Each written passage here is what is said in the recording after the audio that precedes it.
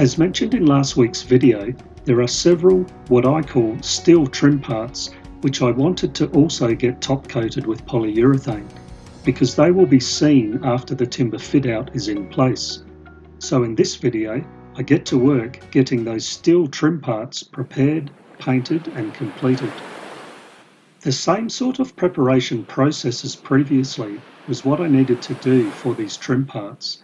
Sanding, for the knees, coving, undercoat painting the coving twice, more sanding, vacuuming and cleaning, wax and grease remover, and then the top coat painting.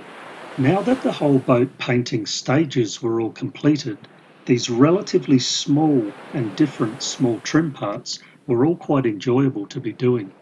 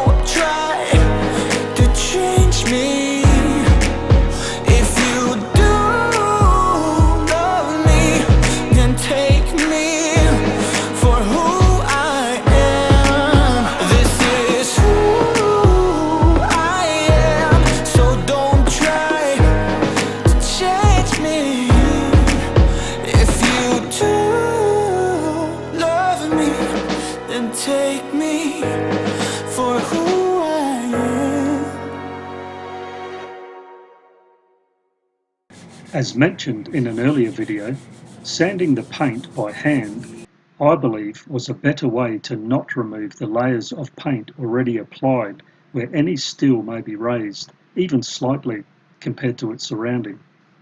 I felt that I worked pretty hard and for very long times to get that paint on in a proper manner. I did not like to see it removed, for example, in a split second with a sander where it's too late once it's gone.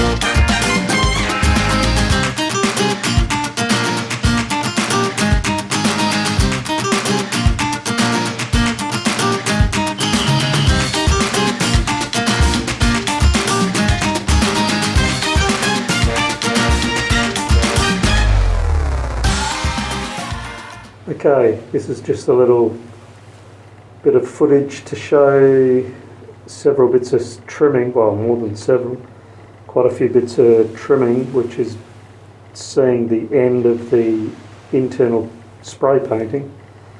So there's these chain plate knees, starboard and port. There's the porthole frames, 5 each side, so 5 port and 5 starboard.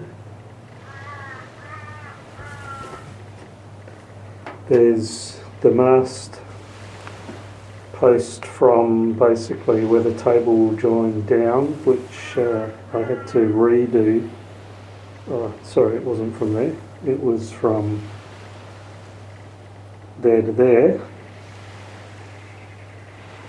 which I had to redo because I made a mess of it with run marks.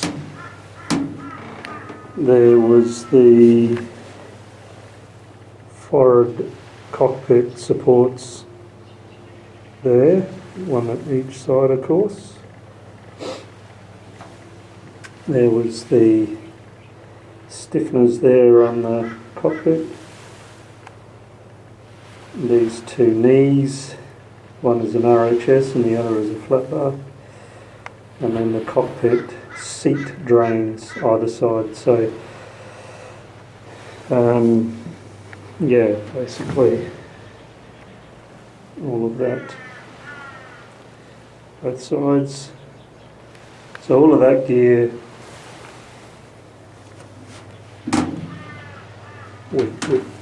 was what I'm calling this sort of internal trim spraying. And then the last bit was, which is probably a bit dark to see, but basically below the anchor locker, that area there, which you can't really spray for 2 reasons. 1, because it's so tight, you can't get the gun in your hand in there, and 2, because it's an enclosed space, you just get all the blowback from spraying, so it doesn't lay down well at all.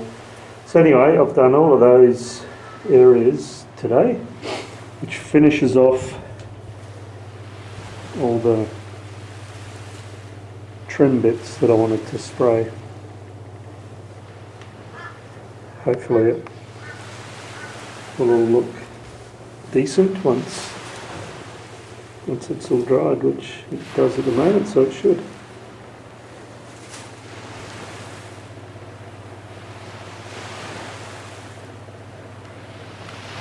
Also, just to add, have a look at all the, like the drop sheets right through the boat. You just have to cover up absolutely everything that you don't want to have overspray lay on. So the whole hull, that has been taken off because I actually left that little locker area until after I'd sprayed, so I hand brushed all that area on, I forgot to say, because you can't spray in there. I hand brushed all that. So that was the last bit done, which is why this bit has been taken, the sheets etc. have been taken off. But yeah, it's time consuming just getting everything covered, and it makes it tricky to walk around too. You don't know where the bits and pieces are underneath. It's all good though. Well, look what we have here. Woohoo!